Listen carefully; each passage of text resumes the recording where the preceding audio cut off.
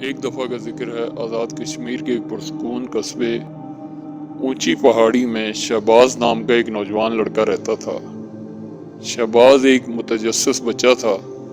اسے جنگلوں میں گھومنے کا بہت شوق تھا۔ وہ اپنے بزرگوں کے منع کرنے کے باوجود کہ اکیلے جنگل نہ جایا کرو، وہاں جانا خطرے سے خالی نہیں، کیونکہ وہاں مختلف قسم کی خلائی مخلوقات جن میں بھوت اور جنات وغیرہ شامل ہوتے ہیں پائے جاتے ہیں۔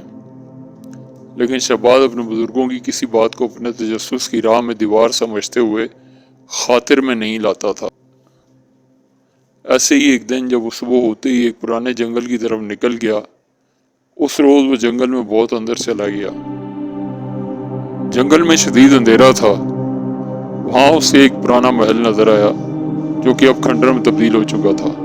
شہباز اپنے تجسس سے مجبور ہو کر اس کی طرف بڑھتا چلا گیا اور اس میں داخل ہو گیا۔ اندر داخل ہوتے ہی اس نے دیکھا کہ اندر بہت زیادہ اندھیرا تھا اور گرد کی تہیں لگی ہوئی تھی، لیکن وہ اپنے تجسس کے ہاتھوں مجبور ہو کر اندر بڑھتا چلا گیا۔ اندر وہ ایک ہال میں پہنچا تو اسے یوں لگا جیسے بہت سے لوگ آہستہ آواز میں سرگوشیاں کر رہے ہیں۔ خوف کی ایک سرد لہر اسے اپنی ریڑھ کی ہڈی میں سنسناتی ہوئی محسوس ہوئی۔ لیکن وہ ایک کمرے میں داخل ہو گیا۔ اس کمرے میں مختلف اقسام کے نشانات لگے ہوئے تھے جنہیں شہباز سمجھنے سے قاصر تھا۔ یوں لگتا تھا جیسے یہ نشانات کسی گہرے راز کو اپنے اندر چھپائے ہوئے تھے۔ شہباز وہاں سے باہر نکلا اور واپس ہال میں آ گیا اور دوبارہ آگے کی طرف بڑھنے لگا۔ ہال کے کونے پر اسے سیڑھیاں نظر آئیں۔ وہ ان سیڑھیوں سے اوپر کی جانب چلا گیا۔ اوپر بھی ایک ہال تھا جس کے چاروں اطراف میں کمرے تھے۔ وہ ایک کمرے میں داخل ہوا تو وہاں کچھ پرانے انسانی ڈھانچے پڑے ہوئے تھے۔ شہباز بہت خوفزدہ ہو چکا تھا۔ اس نے سوچا کہ مجھے واپس جانا چاہیے، لیکن وہ ہمت کر کے ہال سے باہر آ گیا اور ہال میں آگے بڑھنے لگا۔ اب وہاں اسے ایک بچے کے رونے کی آواز آئی۔ شہباز اس آواز کی جانب بڑھنا شروع ہوا۔ اس نے دیکھا کہ ایک کمرے کے اندر ایک بچہ جو اس کا ہم عمر تھا رو رہا تھا۔ شہباز اس کے بعد پہنچا۔ جب اس نے اس بچے کو دیکھا تو اس کی آنکھیں کچھ زیادہ ہی سرخ تھیں، لیکن شہباز نے پھر بھی اس سے پوچھا کہ تم کون ہو اور یہاں کیا کر رہے ہو؟ بچے نے کوئی جواب نہ دیا بلکہ شہباز کو غصے سے دیکھنے لگا۔ شہباز کو بہت زیادہ خوف محسوس ہونے لگا۔ اچانک وہ بچہ بولا، تم یہاں کیوں آئے ہو؟ شہباز نے اسے بتایا کہ میں تو یوں ہی جنگل میں گھوم رہا تھا کہ مجھے یہ محل نما کھنڈر نظر آ گیا اور میں اپنے تجسس کے ہاتھوں مجبور ہو کر اس میں داخل ہو گیا۔ اس بچے نے شہباز کو کہا، کیا تم اس کھنڈر کا راز جاننا چاہتے ہو؟ شہباز نے کہا، ہاں کیوں نہیں۔ بچے نے اسے کہا کہ یہ بہت خطرناک ہے، کیونکہ جس سے اس کھنڈر کا راز معلوم ہو جاتا ہے وہ یہاں سے واپس نہیں جاتا۔ شہباز نے اس بچے کی بات کو کوئی وقت نہ دیتے ہوئے کہا کہ تم مجھے بتاؤ آخر اس کھنڈر کا راز کیا ہے۔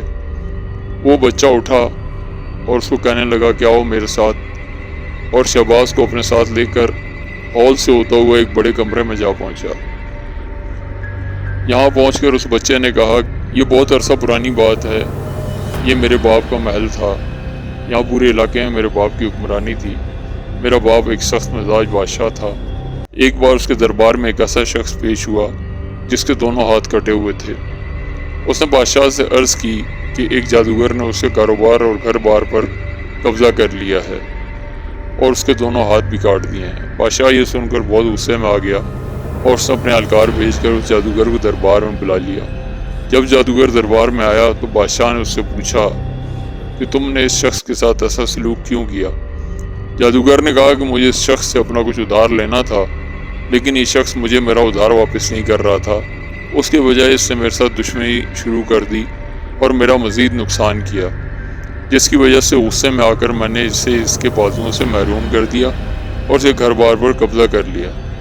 بادشاہ جادوگر کی بات سن کر شدید غصے میں آ گیا اور اس نے جادوگر کو زندان میں ڈلوا دیا اور اس کی موت کا حکم دے دیا۔ جادوگر کو اگلے دن سزائے موت دی جانی تھی۔ بادشاہ کو یہ معلوم نہیں تھا کہ اس جادوگر کے قبضے میں جنات ہیں۔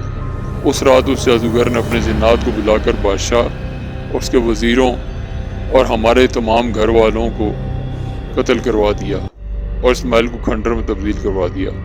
آج بھی کھنڈر میں بادشاہ اور اس کے وزیروں کی روحیں گھومتی ہیں۔ میں بھی اس بادشاہ کی اولاد ہوں۔ شہباز یہ کہانی سن کر بہت زیادہ خوفزدہ ہو گیا۔